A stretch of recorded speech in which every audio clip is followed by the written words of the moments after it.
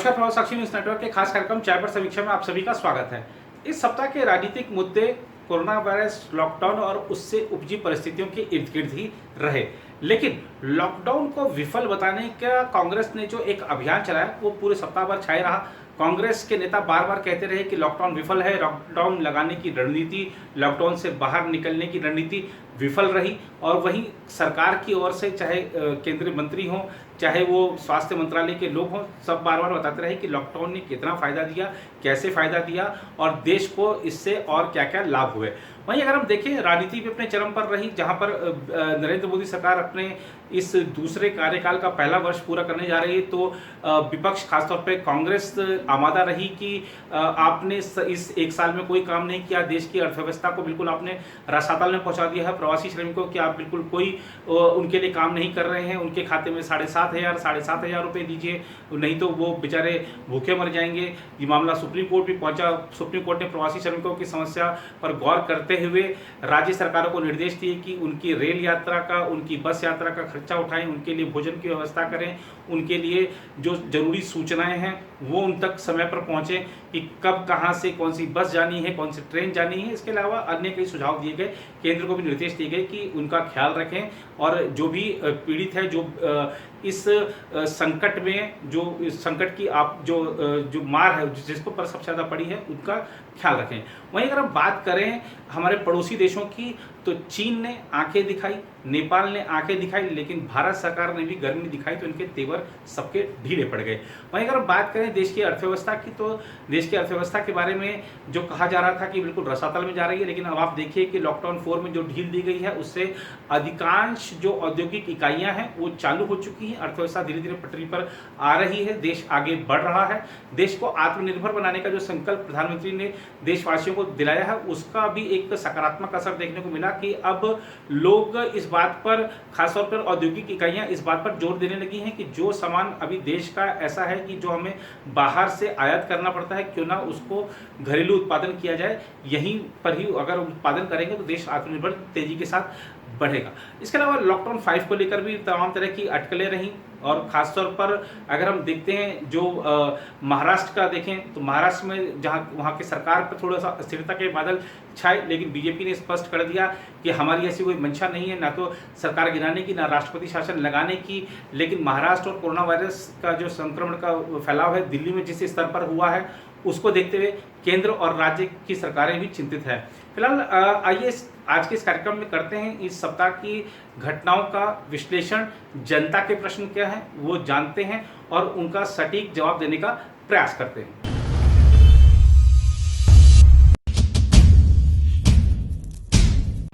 तो चाय पर समीक्षा के इस दूसरे भाग में आप सभी का स्वागत है। आइए देखते हैं हमारे दर्शकों का पहला प्रश्न क्या है। देखिए, ये जो आरोप की लॉकडाउन बिना रणनीति के लगा लिया गया था या लॉकडाउन बिना रणनीति के हटाया जा रहा है और लॉकडाउन फेल हो गया है, इससे मैं इत्तेफाक नहीं रखता। आपको एक आंकड़ा देता हूं, जरा उस पर गौर कीजिए। दरअसल कोरोना वायरस से प्रभावित और सर्वाधिक प्रभावित अगर हम 15 देशों की बात करें, जिसमें अमेरिका भी शामिल है, तो इन 15 देशों की कुल आबादी बनती है 142 करोड़। इस 142 करोड़ में अगर हम 26 मई तक का आंकड़ा देखें, हम इस 15 देशों में भारत शामिल नहीं है, तो इन 15 देशों की कुल आबादी की हमने बात करी कि 142 करोड़, और इस 142 करोड़ में 26 मई तक लगभग 3.5 लाख मौतें हो चुकी हैं। भारत की आबादी बनती है 137 करोड़ और भारत में अब तक लगभग 4,500 लोगों की मृत्यु हुई है। हालांकि कोई भी मृत्यु दुर्भाग्यपूर्ण है, लेकिन आप अगर तुलना करेंगे तो पाएंगे कि भारत कितनी बेहतर स्थिति में है और लॉकडाउन का जो कहते हैं फायदा नहीं हुआ, जरा वो गौर करें। लॉकडाउन जब लगा था उस समय तक देश में अगर हम देखें तो हमारा जो स्वास्थ्य ढांचा था आज की डेट में उससे कई गुना आगे है। हमने बार बार चर्चा की कि किस तरीके से हमारे जो खाली कोविड-19 केंद्रित अगर अस्पताल हैं, आप देखिए आज हजारों की संख्या में है, और जो कोरोना वायरस का इलाज में हमारा जो हेल्थ स्टाफ था उसको इस लॉकडाउन के पीरियड में किस तरह से प्रशिक्षित किया गया। तमाम वेबिनार हुए, लोगों को जानकारियां दी गई, लोगों को किस तरीके से कोविड-19 से बचना है, आपको संक्रमण के क्या क्या लक्षण हैं और कैसे कैसे उपाय करने हैं आपको। आइसोलेशन वार्ड्स की अगर हम कहें संख्या की बात बढ़ाने की बात हो, चाहे आप देखिए कि पीपीई किट बनाने की बात हो, चाहे N95 मास्क बनाने की बात हो, जो वेंटिलेटर्स हैं वो हमारे स्वदेशी वेंटिलेटर्स बनाने की बात हो, तो इन सभी मोर्चों पर एक साथ कितनी तेजी के साथ काम हुआ। यही नहीं, कोविड-19 से जूझने के लिए, उसको लड़ने के लिए जो वैक्सीन का काम है वो भी भारत में, जैसा कि प्रधान वैज्ञानिक सलाहकार ने भी बताया है कि 30 अलग अलग स्तरों पर चल रहा है और इसमें निजी कंपनियां भी शामिल हैं, अलग अलग समूह शामिल हैं, हालांकि उन्होंने किसी का नाम नहीं बताया। तो आप देखिए कि किस तरीके से हम इस लड़ाई में आगे बढ़ रहे हैं। ये तो हुई कुछ आंकड़े और कुछ तथ्य। अब जो लोग ये आरोप लगा रहे हैं कि लॉकडाउन बिना रणनीति के लगाया गया, आप देखिए अभी लॉकडाउन 4 चल रहा है, अंतिम चरण में है। क्या प्रधानमंत्री ने, क्या गृह मंत्री ने लॉकडाउन को आगे बढ़ाने के लिए या लॉकडाउन को लगाने के लिए कभी मुख्यमंत्रियों से विचार विमर्श नहीं किया, कभी राज्यों से विचार विमर्श नहीं किया? किया है, हर बार किया है। आप देखिए कि जब भी लॉकडाउन की मियाद बढ़ती है तो चाहे प्रधानमंत्री के स्तर पर मुख्यमंत्रियों से संवाद की बात हो, चाहे गृह मंत्रालय की ओर से, गृह मंत्री की ओर से गृह सचिवों के साथ बातचीत हो, मुख्यमंत्रियों के साथ बातचीत हो, और खासतौर पर प्रधानमंत्री नरेंद्र मोदी ने जो कैबिनेट मंत्रियों को जिम्मेदारी सौंपी है देश के अलग अलग जिलों की, उन कैबिनेट मंत्रियों द्वारा अपने निर्धारित जिलों के जिलाधीशों से, जिलाधिकारियों से और वहाँ के जो एसपी हैं, एसएसपीज हैं, उनसे बातचीत करके जो फीडबैक है उसको पीएमओ तक पहुँचाने की बात है। तो कई मोर्चों पर काम चल रहा है जो बिल्कुल निचले लेवल तक के हम कह सकते हैं कि हमारे शासन के तंत्र होते हैं, वहाँ तक से फीडबैक लिया जाता है और फिर ऊपर तक जाता है वो फीडबैक, उसके आधार पर निर्णय लेता है सरकार। और खास बात ये देखिए कि सबको साथ लेकर चलने का ऐसा जो प्रयास है वो शायद ही से पहले कभी हुआ हो। ये सही है कि जो महामारी है, इस महामारी का खासतौर पर ऐसी बड़ी महामारी का पूरी दुनिया पहली बार सामना कर रही है, लेकिन आप देखिए कि हर कदम पर भारत सरकार की तारीफ हो रही है और भारत सरकार के जो समन्वित प्रयास हैं राज्यों के साथ मिलकर और विभिन्न जो हमारी प्रशासनिक इकाइयां हैं उनके साथ मिलकर किस तेजी के साथ हम काम कर रहे हैं, पूरी दुनिया उस पर अध्ययन कर रही है, उस बात को मान रही है, उस बात की तारीफ भी कर रही है। तो हम सिर्फ अपने एक किसी राजनीतिक उद्देश्य की पूर्ति के लिए हम लॉकडाउन विफल, लॉकडाउन विफल, लॉकडाउन विफल का राग लापते रहें, उससे लॉकडाउन विफल नहीं हो जाएगा। लॉकडाउन विफल अगर हम कर रहे हैं तो वो हमारी गलती है, क्योंकि लॉकडाउन के नियमों का अनुपालन ही इस समय कोविड-19 की सबसे बड़ी वैक्सीन है। और खासतौर पर आप देखिए कि लॉकडाउन 4 में जो ढील दी गई है, अब आप देखिए कि जो लोग कह रहे हैं कि लॉकडाउन बिना रणनीति के लगा लिया गया, जैसा हमने आपको बताया कि सभी मुख्यमंत्रियों के साथ संवाद हुआ और उसके बाद हर चरण में सरकार आगे बढ़ी है।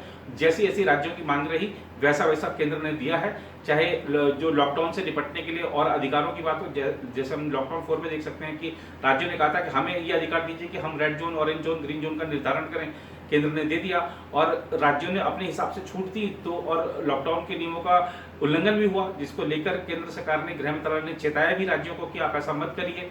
और अब जो कह रहे हैं कि बिना रणनीति के बाहर निकल रहे हैं, तो बाहर निकलने के लिए भी तो राज्य सरकारें ही दबाव बना रही हैं कि आप हमें बाहर निकालिए, हमें हमारी अर्थव्यवस्था को आगे बढ़ने दीजिए, हमारे पास राजस्व की कमी हो गई है, हम कैसे चलें, हम कैसे चलाएं प्रशासन को।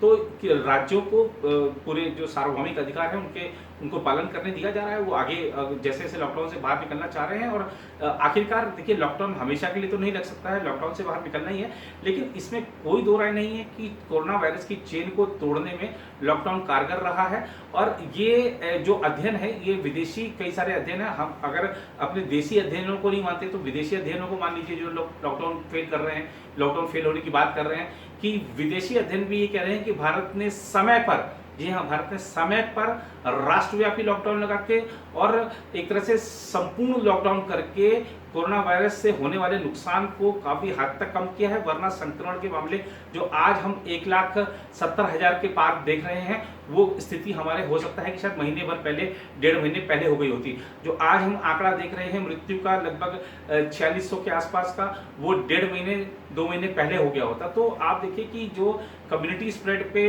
रोक लगाई गई है, या कम्युनिटी स्प्रेड की बात तो अगर हम कर रहे हैं, अगर 3rd स्टेज की जो बात हो रही थी उस पर कोरोना वायरस को जाने से रोका गया है, तो ये सब सरकार की इसके लिए प्रशंसा करनी चाहिए। आप सिर्फ आलोचना आलोचना आलोचना करें वो जायज़ नहीं है। देखिए, जो इस समय जो राजनीतिक दल जो भी बयानबाजी कर रहे हैं, जो भी वो काम कर रहे हैं, जो भी वो एक दूसरे पर आरोप प्रत्यारोप कर रहे हैं, उसको जनता देख रही है, समय आने पर जवाब भी देगी। इस समय सबका कर्तव्य यही होना चाहिए कि शासन में चाहे जो भी राजनीतिक दल हो, जो राजनीतिक दल शासन कर रहा है उसकी जिम्मेदारी है कि वो सबको साथ लेकर चले और उसका साथ सबको ही देना चाहिए। और इस समय अगर हम आलोचना की बजाय हम अपने स्तर पर क्या सहयोग कर सकते हैं वो हमको करना चाहिए। कुछ लोगों ने कहा, जैसे सोनिया गांधी ने कहा कि सरकार को अपने खजाने खोल देने चाहिए।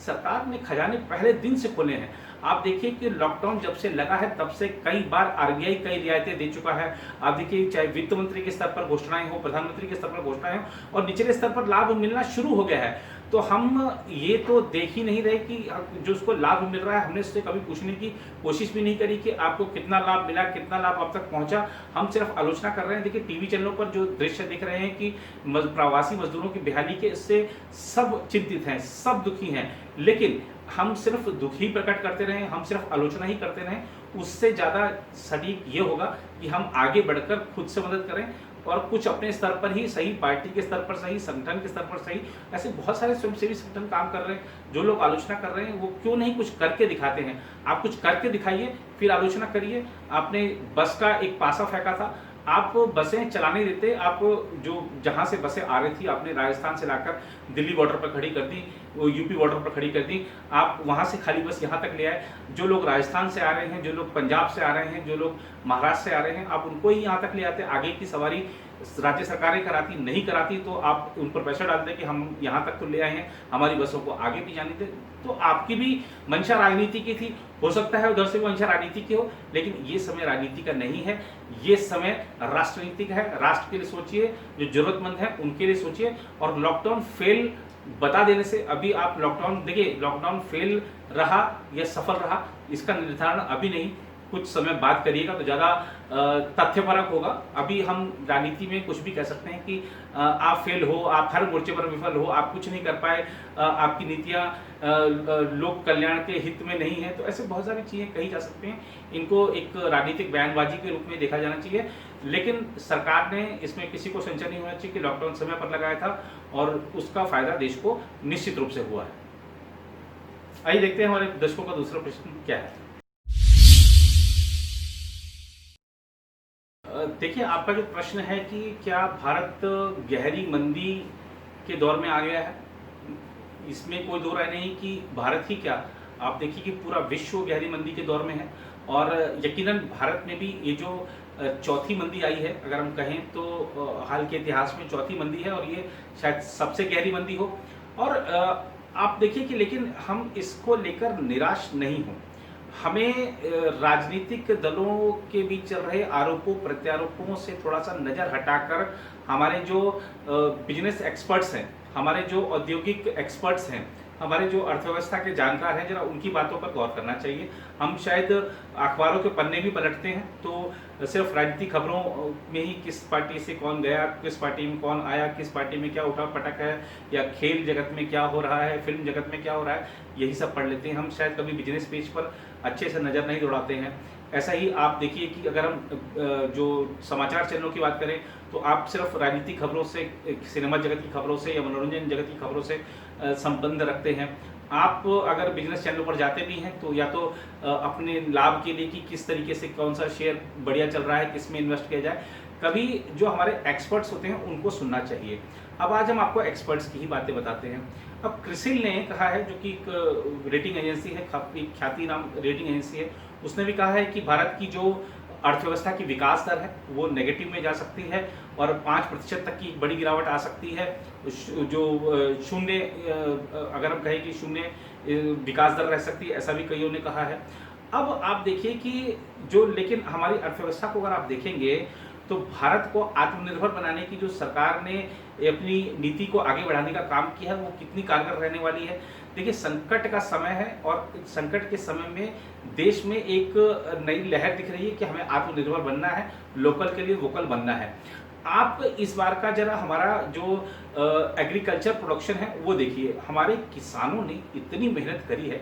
देखिए हम ठीक है, हम आज हाल के दिनों में अगर हम बात करें तो हम देख रहे थे कि किस तरीके से हमारी जो चकाचौंध शहर है और हमारी जो अर्थव्यवस्था को हमने सिर्फ यही मान लिया था कि ये जो शहरों की चकाचौंध है, ये जो फ्लाईओवर्स हैं, ये जो बड़े बड़े मॉल हैं और ये जो बड़े बड़े जो भी हमारे होटल्स हैं या जो हमारी चमचमाती कारें हैं, यही शायद अर्थव्यवस्था की जो विकास की परिचायक हैं। लेकिन ऐसा नहीं है। भारत कृषि आधारित अर्थव्यवस्था वाला देश के रूप में जाना जाता है और अभी भी वही स्थिति है। हमारे किसानों ने इतना प्रोडक्शन किया है कि जो देश है उसके पास कई लंबे समय तक के लिए अनाज उपलब्ध है, जिसको वो पूरे देश को बांट सकता है, खिला सकता है और ऐसा कई वर्षों तक हो सकता है। हमारे किसानों ने जी तोड़ मेहनत करी है। सबसे पहले किसानों को बधाई। और इन किसानों के बलबूते आज हम फिर से मजबूत के साथ खड़े हैं। हमारी अर्थव्यवस्था मजबूती के साथ खड़ी है। हमें कहीं से मंगा कर खाने की जरूरत नहीं है। हम दूसरों को दे सकते हैं, दूसरों को बेच सकते हैं। ऐसी स्थिति है हमारी। अब जो लोग कह रहे हैं कि ये जो 91 वाला हाल था वो वाला हाल हो गया है, ऐसा भी नहीं है। देखिए उस समय जो भुगतान संतुलन का जो संकट आया था, ऐसी स्थिति आज नहीं है कि सोना गिरवी रखना पड़ जाए। हमारा विदेशी मुद्रा भंडार बहुत मजबूत है। आज की स्थिति में भी भारत ऐसी स्थिति में है कि जो चाहे वो कर सकता है। हमारी अर्थव्यवस्था की बुनियाद बहुत मजबूत है। हमारी ग्रामीण अर्थव्यवस्था बहुत मजबूत है और उसके सहारे ही हमारे जो शहरी अर्थव्यवस्था है उसके कंधे टिके हुए हैं। उसके ग्रामीण अर्थव्यवस्था की मजबूत खंभों पर हमारी शहरों की अर्थव्यवस्था भी टिकी हुई है। इसमें कहीं कोई दो राय नहीं होनी चाहिए। अब जो लोग कह रहे हैं कि मंदी मंदी मंदी मंदी, भैया अभी आप देखिए ये महामारी है, ठीक है, इससे कोई दो राय नहीं रखता है, लेकिन ये प्राकृतिक आपदा नहीं है। कोई बड़ा भूकंप नहीं आ गया है कि इससे हमारी जो औद्योगिक इकाइयां हैं वो तबाह हो गई हैं, हमारा जो बुनियादी ढांचा है वो तबाह हो गया है, हमारा जो भी कह सकते हैं कि जो भी हमने विकास के काम किए थे पिछले, अगर हम 2-4 दशकों की बात करें या हाल के 1-2 दशकों की बात करें तो वो सब तबाह हो गए। ऐसा नहीं है। ये सिर्फ लॉकडाउन है, प्राकृतिक आपदा नहीं। ये एक महामारी है। महामारी के चलते सिर्फ लॉकडाउन है। लॉकडाउन जैसे खुलेगा हमारी जो औद्योगिक इकाइयां हैं वो बंद हैं, वो चल पड़ेंगी और अर्थव्यवस्था को एक बार आगे बढ़ने की हरी झंडी मिल जाएगी जब सरकार से लगेगा कि हाँ लोगों के स्वास्थ्य की सुरक्षा के लिहाज से अब अनुकूल समय है। तो आप देखिए कि फिर से हम तरक्की के रास्ते पर आ जाएंगे। आप देखिए कि जो डी सुब्बाराव आरबीआई के पूर्व गवर्नर, उन्होंने क्या कहा है? उन्होंने कहा है कि देश की अर्थव्यवस्था की विकास दर ठीक है 5% से की इसमें गिरावट आ सकती है, लेकिन अगले वित्तीय वर्ष में हम 5% की उछाल भी पा सकते हैं, ये भी उन्होंने कहा है। अब जो विपक्ष के लोग कहते हैं कि अर्थव्यवस्था का बुरा हाल है, आप वो देखिए कि उनके जो अर्थव्यवस्था के एक्सपर्ट्स हैं वो रोजाना प्रेस कॉन्फ्रेंस करते हैं, अर्थव्यवस्था के मुद्दे पर नई नई चीजें लेकर आते हैं कि यहाँ पर जो मामला डूब गया है, वहां पर मामला डूब गया है। लेकिन उन्हीं के मोंटेक सिंह अहलुवालिया जो कि योजना आयोग के उपाध्यक्ष थे, नीति आयोग पहले योजना आयोग के नाम से जाना जाता था, अब वो योजना आयोग के उपाध्यक्ष थे, मनमोहन सिंह के बहुत करीबी रहे हैं। वो क्या कह रहे हैं? वो भी यही कह रहे हैं कि अगले वित्तीय वर्ष में देश की जो अर्थव्यवस्था की विकास दर है वो 5 से 6% रह सकती है। तो अगर आज इस वित्तीय वर्ष में अगर हम शून्य विकास दर पे रहते हैं, आप देखिए कि अमेरिका सहित कई अन्य पश्चिमी देशों में नेगेटिव चली गई विकास दर, अगर हमारी शून्य भी रहती है और अगले वित्तीय वर्ष में हम तरक्की करके 5 या 6 में चले जाते हैं, तो ये हमारा जज्बा है, हमारी सरकार का जज्बा दिखाता है, हम भारतीयों का जज्बा दिखाता है। और हमें सिर्फ नकारात्मक सोच के साथ नहीं, सकारात्मक सोच के साथ आगे बढ़ना है। ये हर एक व्यक्ति का संकल्प इससे सिद्ध होता है। यही नहीं, आप जो हमारे आरबीआई के पूर्व गवर्नर आप राजन जी को देखिए, वो क्या कह रहे हैं। आप बिमल जालान जी को देखिए, वो क्या कह रहे हैं। अब जो बिमल जालान ने कहा है, बिमल जालान ने भी यही कहा है कि हमारा जो बुनियादी ढांचा है वो बहुत मजबूत है। किसी को शक नहीं होना चाहिए कि हम जो हमारी अर्थव्यवस्था है वो भटक गई है। हमारी अर्थव्यवस्था बहुत मजबूत है और आगे बढ़ने का जो उनको भी, जो हमारे बिमल जालान है, आप देखिए आरबीआई के गवर्नर रहे, राज्यसभा के सांसद रहे, उन्होंने भी साफ साफ कह दिया है कि आगे का जो समय है वो भारत का है और भारत तरक्की करेगा। इसमें पूरी दुनिया को विश्वास है, हम भारतीयों को भी विश्वास रखना चाहिए। अब आप देखिए कि जो लोग कह रहे हैं कि बाजार मंदे पड़े हैं, बाजार में खरीदारी नहीं हो रही है, लेकिन आप देखिए कि इसका एक पक्ष मत बताइए, इसका दूसरा पक्ष भी बताइए।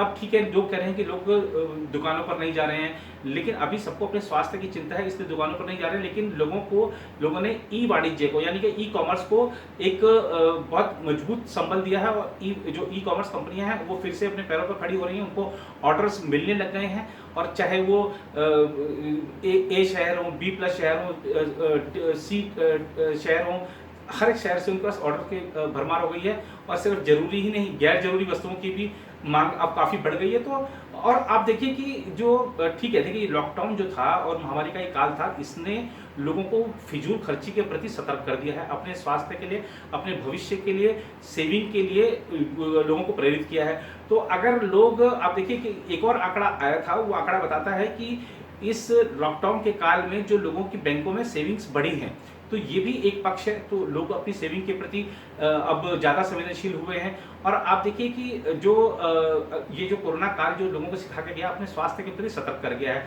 आप देखिए कि हमारे जो लोग हैं, अब वो इंश्योरेंस पॉलिसी भी खरीदी जा रही है। ऐसा भी एक आंकड़ा है कि पहले से बड़ी है इंश्योरेंस पॉलिसी की खरीदना। हालांकि कुछ लोग इसको प्रीमियम भी बढ़ाने की मांग कर रहे हैं, क्योंकि इंश्योरेंस कंपनी को लॉस भी हो रहा है कि बहुत ज़्यादा क्लेम्स आने लगे। तो लेकिन वो अलग पक्ष है, बिजनेस का पक्ष है। लेकिन इंश्योरेंस पॉलिसी कराने के प्रति लोग संवेदनशील हुए हैं। आप देखिए कि जो स्वास्थ्य से संबंधित जो भी उत्पाद हैं, अब मान लीजिए कि आप सैनिटाइजर की बात कर लीजिए, या अन्य जो घर में अन्य जो साफ सफाई के लिए उत्पाद होते हैं, उनके प्रति लोगों की जागरूकता बढ़ी है। तो इन सब चीज़ों में भी तो खर्च होगा ही ना। तो ये खर्च होगा तो ये अर्थव्यवस्था को इससे आगे बढ़ने की जो कह सकते हैं कि दिशा मिलेगी। तो इसलिए सिर्फ नकारात्मक सोच मत करिए। मंदी मंदी मंदी की बात नहीं है। आप देखिए कि भारत में आगे बढ़ने की शक्ति है, भारत में आगे बढ़ने का जज्बा है, और भारत आगे बढ़ रहा है। हम अन्य देशों से बात करें तो हम उनसे बहुत बेहतर स्थिति में हैं। हमें सकारात्मक सोच के साथ आगे बढ़ना होगा। ठीक है, अभी मंदी है, अभी गिरावट है, अभी जो बेरोजगारी की दर बढ़ी हुई है, लेकिन आप अन्य देशों में भी देखिए, हम ये ठीक है कि हम दूसरे दुखी हैं, दूसरे परेशान हैं, तो उससे हम अपनी भी परेशानी या अपनी भी दुखी होने को जायज़ नहीं ठहरा सकते। लेकिन धीरे धीरे अर्थव्यवस्था पटरी पर आएगी। एक विश्वास के साथ रहना चाहिए, और जो भी सरकार कदम उठा रही है उसमें विश्वास रखना चाहिए। अपनी तरफ से जो सहयोग हो सकता है करना चाहिए। जो लोग श्रम कानून में सुधार का विरोध करते हैं, आप उनका विरोध कीजिए, क्योंकि ये आपके हितैषी नहीं है। श्रम कानूनों में सुधार होगा अगर कुछ लचीली नीतियां बनाई जाती हैं। अगर कह सकते हैं, ठीक है, अगर आप कह सकते हैं कि उद्योगों के हित में है, तो अगर उद्योगों के हित में है तो कामगारों के भी हित में होंगी। सिर्फ उद्योगों को लाभ नहीं मिलेगा, कामगारों को भी लाभ मिलेगा। तो जो लोग ऐसा विरोध करते हैं, आप उनसे पूछिए कि आप विरोध क्यों कर रहे हैं। जब हम काम करने के लिए 8 घंटे से ज़्यादा घंटे काम करने में तैयार हैं, तो आप विरोध क्यों कर रहे हैं। आप हमें काम करने दीजिए, हमें रोजगार पाना है। सिर्फ हम अपने अधिकारों को सुरक्षित करके बैठ जाएंगे तो उससे हमारा कुछ भला नहीं होने वाला है। हमें सभी पक्षों का कुछ न कुछ सोचना होगा। जो उद्योग लगा रहा है वो भी अपना कुछ फायदा देखना चाहता है, और जो कामगार है उसको फायदा ये है कि उसको जब तनख्वाह मिलेगी तभी उसके घर का गुजारा चलेगा। तो ये सब चीज़ें, कई सारी चीज़ें, राजनीति से बचकर हमें आगे बढ़ने की जरूरत है। और हर जो युवा है हमारा, खासतौर पे हम भारत के जो युवा है, पूरी दुनिया में उसकी साख है कि उसके पास विचार की शक्ति है, उसके पास संचार की शक्ति है, उसके पास कुछ कर गुजरने का एक जज्बा है। और उसी जज्बे को देखते हुए ही दुनिया का हर देश भारत को सलाम करता है। आइए देखते हैं हमारे दर्शकों का अंतिम प्रश्न क्या है। देखिए, ये जो प्रश्न है, थोड़ा सा इस प्रश्न से कह सकते हैं कि कुछ विपक्ष का आरोप जैसा लग रहा है कि क्या भारत सरकार अपने पड़ोसी देशों के साथ बेहतर संबंध नहीं रख पा रही है। भारत सरकार का हमेशा प्रयास रहा है कि पड़ोसी देशों के साथ संबंध बेहतर रखे जाएं। हम आज की नरेंद्र मोदी की सरकार की बात ही क्यों करें, हम इससे पहले की सरकारों की भी बात करेंगे। भारत हमेशा पड़ोसी देशों को चाहता रहा है, पड़ोसी देशों के साथ संबंध बेहतर रखता रहा है, और विश्व कल्याण की भावना से ही भारत है हमेशा से काम करता रहा है। आप देखिए कि जो भारत की एक नीति रही है कि जब भी यहाँ पे कोई प्रधानमंत्री बनता है, राष्ट्रपति बनता है, तो प्रयास रहता है कि पड़ोसी देशों के साथ पहले यात्रा की जाए, वहाँ की यात्रा पहले की जाए। हमारे सेनाध्यक्ष भी पहले पड़ोसी देशों की यात्रा करते हैं। अब आप देखिए कि हमारे प्रधानमंत्री नरेंद्र मोदी ने जब 2014 में पहली बार सत्ता संभाली थी, तो उन्होंने सार्क देशों के राष्ट्राध्यक्षों को अपने शपथ ग्रहण समारोह में बुलाया था। जब 2019 में दोबारा प्रधानमंत्री बने, तब भी उन्होंने ऐसा ही किया। हमारे जो पड़ोसी देश हैं उनके राष्ट्राध्यक्षों को निमंत्रित किया। लेकिन आप देखिए कि हमारे पड़ोसी देशों का जो व्यवहार है वो कैसा है, क्या उसके लिए भारत जिम्मेदार है। सबसे बड़ी बात यह आती है। आज अगर हम बात कर रहे हैं जिन पड़ोसी, आपके जो प्रश्न से जो चीज़ निकल कर आ रही है वो ये है कि आप चीन, नेपाल, पाकिस्तान की बात कर रहे हैं। अब पाकिस्तान की ही बात सबसे पहले कर लेते हैं। पाकिस्तान भारत के प्रति हमेशा विद्वेषपूर्ण रवैया ही अपनाता रहा है। आप देखिए कि भारत सरकार के हम कह सकते हैं कि हर प्रधानमंत्री ने ये चाहा है कि पाकिस्तान के साथ संबंध मधुर हो। अपनी तरफ से हर प्रधानमंत्री ने प्रयास भी किए, लेकिन उसके बदले में मिला क्या है?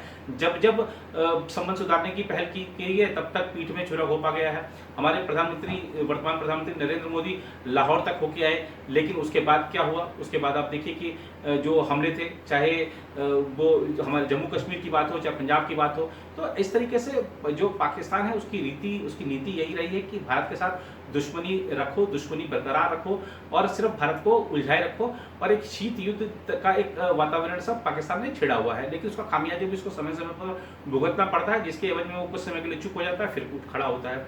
तो पाकिस्तान सुधरने वाला नहीं है, ये बात सही है। अब नेपाल आंखें दिखा रहा है, तो ये जरूर चिंता की बात है। नेपाल क्यों आंखें दिखा रहा है? जबकि उसका भारत के साथ रोटी और बेटी वाला रिश्ता है, हमारे पारिवारिक संबंध हैं, हमारे जो सीमाएं हैं वो खुली हुई हैं, हमारे यहाँ पर जो किसी वीज़ा की, किसी पासपोर्ट की जरूरत नहीं पड़ती नेपाल से यहाँ आने पर और यहाँ से नेपाल जाने पर। तो अगर नेपाल ने आंखें दिखाई हैं तो भारत सरकार ने जो दृढ़ता के साथ नेपाल को बातें समझाई हैं, ये उसी का नतीजा है कि नेपाल सरकार ने जो नया नक्शा जारी किया था, जिसमें कि भारतीय क्षेत्र को भी दर्शाया गया था, उस नक्शे को नेपाल की सरकार ने अपनी संसद में पास होने के लिए रखा ही नहीं। क्योंकि नेपाल के प्रधानमंत्री ने जो एक बैठक बुलाई थी, सर्वदलीय बैठक, उसमें सभी दलों ने यह समझाया कि भारत से संबंध बिगाड़ने से कुछ लाभ नहीं होने वाला। वहां पर जो कम्युनिस्टों की सरकार है वो चीन के इशारे पर चल रही है और उस पर सभी दलों ने दबाव बनाया है कि भैया आप जो वर्षों की, जो पौराणिक काल से चली आ रही है भारत के साथ दोस्ती है, उसको ना बिगाड़ें अपने राजनीतिक हितों को साधने के लिए। और जो नेपाल है वो चाइना की शह पर ही ऐसा कर रहा है। आप जानते हैं कि किस तरीके से चाइना ने वहाँ की जो वर्तमान सरकार है उसको बचाने का प्रयास किया और उसके एवज में अपना जो कह सकते हैं कि एहसान उतारने का काम केपी शर्मा ओली वहाँ के प्रधानमंत्री कर रहे हैं। लेकिन फिलहाल मामला सुधर गया है, संभल गया है, ये एक अच्छी बात है। अब बात करते हैं चीन की। तो चीन, दरअसल चीन इस समय जो कर रहा है और पहले भी जो करता रहा है, उसके उसके समय समय पर अलग अलग कारण भी रहते रहे हैं। दरअसल चीन नहीं चाहता कि इस क्षेत्र में उसके अलावा कोई बड़ी शक्ति बने। अब भारत देखिए धीरे धीरे बड़ी शक्ति बन रहा है। वैश्विक जो मुद्दे होते हैं उनमें भारत के निर्णय का एक महत्व, भारत की राय का एक महत्व बढ़ने लगा है। दुनिया पूछती है भारत से कि जो ग्लोबल या वैश्विक जो मुद्दे हैं उसमें आपकी क्या राय है, आपका क्या सुझाव है। चाइना की इस समय इमेज पूरे विश्व में खराब है। आप देखिए कि खासतौर पर कोरोना वायरस का जिस तरीके से वुहान लैब से निकलकर वो विश्व के कोने कोने में फैला, उसके बाद दुनिया के देशों ने मिलकर एक दबाव बनाया है, खासतौर पर WHO में, विश्व स्वास्थ्य संगठन में, कि आप जांच करिए चीन की इसमें क्या भूमिका रही, वुहान लैब की क्या भूमिका रही, इसके प्रसार में किसकी भूमिका रही। अब WHO में देखिए भारत की क्या साख है। हमारे डॉक्टर हर्षवर्धन जो कि देश के स्वास्थ्य मंत्री हैं, वो कार्यकारी बोर्ड के निदेशक बनाए गए हैं। चाइना चाहता है कि भारत मुंह बंद रखे, भारत चुपचाप रहे, भारत चीन की जो भूमिका है उसको दबाए रखे, लेकिन भारत ऐसा नहीं करता और इसी तरीके से भारत पर दबाव बनाया जा रहा है। भारत को जब भी चाइना को लगता है कि भारत को कुछ थोड़ा सा उलझाओ, देखिए हमारे यहाँ पर क्या है, लोकतंत्र है। अब आप नेपाल में वहाँ पर देख लीजिए, पाकिस्तान में देख लीजिए, वहाँ पर कहने को लोकतंत्र है, चाइना में तो लोकतंत्र है नहीं, वहाँ पर तानाशाही शासन है। तो आप वहाँ पर तो जो कुछ भी कर लेते हैं। अब भारत में जो सीमा के मुद्दे हैं, सीमाई मुद्दे हैं, उसको लेकर लोग संवेदनशील होते हैं, लोग थोड़ा सा भावनात्मक रूप से उसको लेते हैं। जरा सी आप वहाँ पर हाथापाई धक्का मुक्की की कोई खबरें आती हैं तो लोग थोड़ा सा संवेदनशील हो जाते हैं, भावनाओं में उमड़ जाते हैं और चाहते हैं कि अब ठीक है, अब युद्ध ही हो जाए। लेकिन युद्ध ही हर समस्या का समाधान नहीं है। तो इसको देखते हुए चाइना के प्रयास रहता है कि जरा सा कुछ मामला उलझा दो, भारत इसमें उलझ जाएगा, भारत की सियासी पार्टियां उसमें उलझ जाएंगी और ऐसे में वो कई बार कामयाब भी रहता है। आप देखिए कि जिस तरह से कांग्रेस के बयान आ रहे हैं कि आप बताइए कि क्या स्थिति है, क्या स्पष्ट कीजिए। देखिए स्थिति स्पष्ट क्या करें, सरकार स्थिति स्पष्ट क्या करे, सबसे पहला सवाल तो यही आ जाता है। अब सरकार से आपने पूछ लिया कि बॉर्डर पे क्या चल रहा है, आप बताइए। बॉर्डर पे अगर मान लीजिए कोई धक्का मुक्की हुई है, अगर कोई धक्का मुक्की हुई है, थोड़ा सा तनाव अगर हुआ है और हम उसको बातचीत के जरिए सुलझा लिए हैं, तो हम आपस में ये भी कह लिए हैं कि ठीक है, जो हुआ ठीक, कोई बात नहीं, उसको भूलिए, हम आपस में भाई भाई की तरह और मिलजुल कर रहते हैं, कोई दिक्कत नहीं है, आगे से ऐसा नहीं होगा। अब हम उसको देश को बताएं कि ऐसा था जी, वहाँ पर धक्का मुक्की हुई, 5 लोगों को उनको चोट आई, 10 को हमारे आई और हमने लेकिन दोस्ती कर ली। तो ये ऐसे में लोग इसको किस तरीके से लेंगे, किस तरीके से नहीं लेंगे, इससे बचना चाहिए। सरकारें इसलिए बचती भी हैं और हर घंटे की ब्रीफिंग, हर दिन की ब्रीफिंग, हर हफ्ते की ब्रीफिंग वैश्विक मुद्दों पर, या तनावपूर्ण मुद्दों पर या सीमाई मुद्दों पर हो, ऐसा जायज़ भी नहीं है। हम नहीं बता सकते ब्रीफ करके, सरकार नहीं बता सकती ब्रीफ करके कि हमने वहाँ पर कितने तो हमारे विमान खड़े हैं, कितने तो हमारे वहाँ पर सैनिक को हम पहुँचा दिए हैं, हमने हमारे क्या रक्षा साजो सामान वहाँ पर पहुँच गया है। अगर दूसरा ऐसा कर रहा है, अपनी जो तस्वीरें जारी कर रहा है कि हमने इतना पहुँचा दिया, हमारे लड़ाकू विमान उतर गए, हमारे वो उतर गए, तो इससे पैनिक होने की जरूरत नहीं है। भारत सिर्फ देखता नहीं रहता है, भारत भी लगातार जवाबी कार्रवाई करता है। इस पर किसी को संदेह नहीं होना चाहिए। भारतीय जो सेना है वो सदैव तत्पर रहती है भारत की रक्षा के लिए, सीमा की रक्षा के लिए। हमेशा 24 घंटे 7 दिन 12 महीने हमारे जो सेनाई जवान तैनात रहते हैं, सतर्क रहते हैं और इसीलिए लोग सुरक्षित भी रहते हैं। ये बात हमको देखनी चाहिए। और ये जो चाइना भी इस बात को समझता है कि ये जो 1962 वाला नहीं, ये 2020 वाला भारत है जो झुकता नहीं है। और अगर कोई पहले भारत की एक नीति पे चल रहा है भारत, वो नीति ये है कि हम पहले किसी को छेड़ते नहीं है, कोई छेड़ता है तो उसको छोड़ते नहीं है। आपने डोकलाम में देख लिया, डोकलाम में भारत बिल्कुल अडिग रहा, अपने रुख पर डटा रहा, चाइना को पीछे हटना पड़ा। आप देखिए कि जो लद्दाख का मुद्दा है उस पर चाइना ने चाहे जितना भी प्रेशर बना ले, भारत सरकार ने कह दिया था कि निर्माण कार्य जारी हैं, उसको कोई रोक नहीं सकता। अब भारत की चाइना में थोड़ा सा खलबली इसलिए भी है कि जब से भारत ने कहना शुरू किया कि पीओके लेकर रहेंगे, तो वहाँ भी खलबली है क्योंकि जो उसके कुछ हित इस समय चाइना में सब जानते हैं कि पीओके में वो भी अपने कुछ हित साध रहा है, तो वो हित प्रभावित होंगे। पर इसमें कोई दुराई नहीं कि पीओके आज नहीं तो कल कश्मीर में शामिल होगा ही। जो संपूर्ण कश्मीर की बात है वो भारत का हम कह सकते हैं मस्तक है और वो पूरा का पूरा होगा ही, उसमें कहीं कोई किसी को शक व शुबा नहीं होना चाहिए। तो चीन के साथ कई सारे मुद्दे हैं। चीन समय समय पर दबाव बनाता रहा है। कभी हमने देखा था कि वो चाहे अंतर्राष्ट्रीय आतंकवादी घोषित करने की बात हो मसूद अजहर को, तो उस पर भी जो चीन का स्टैंड था वो उसमें देखा। लेकिन आप देखिए कि जो अंतर्राष्ट्रीय संस्थाएं हैं उसमें भारत का रुतबा क्या है, उसमें भारत की साख क्या है। चाइना इन सब मुद्दों पर पिछड़ता जा रहा है। भारत को रोकने के उसके जितने प्रयास हैं वो सब विफल हो रहे हैं। भारत आगे बढ़ता जा रहा है और भारत के देखिए चाइना इस बात को जानता है कि मिलिट्री पावर में ठीक है वो अगर सुपर है तो भारत भी सुपर ही है, भारत उससे कम नहीं है। उसके पास इतनी मिलिट्री ताकत है, उसके मुकाबले हमारी भी उतनी मिलिट्री ताकत है। ठीक है कि ये कह सकते हैं कि हमारे पास इतना वो रक्षा साजो सामान है, आपके पास इतना है, हमने हमारा स्वदेशी है, आपका विदेशी है, वो सब अलग अलग तर्क हो सकते हैं। लेकिन भारत कोई कमजोर नहीं है, भारत अब एक बड़ी शक्ति है। इससे चाइना भी इत्तेफाक रखता है। वो इस तरीके के विवाद होते रहते हैं।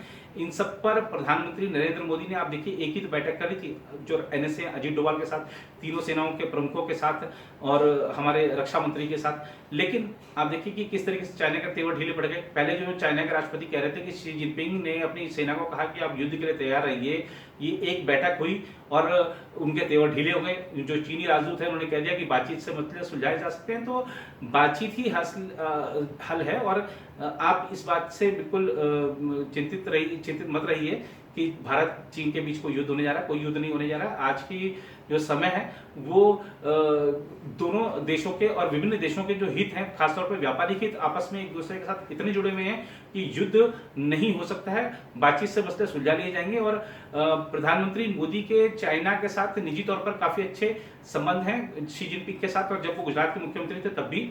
और हमारे जो विदेश मंत्री हैं एस जयशंकर, उन्होंने भी चाइना को साधने में काफी साधना की है। और हम देख सकते हैं कि ठीक है थोड़ा सा नरम गरम रहा है रिश्ता भारत चीन का, लेकिन युद्ध की कोई संभावना नहीं है। बातचीत से मसले जरूर सुलझेंगे। फिलहाल आज के कार्यक्रम में इतना ही। अगले सप्ताह आपके साथ फिर जुड़ेंगे एक दर्शकों के नए प्रश्नों के साथ और उनके जवाब के साथ। फिलहाल इस रिपोर्ट में इतना ही।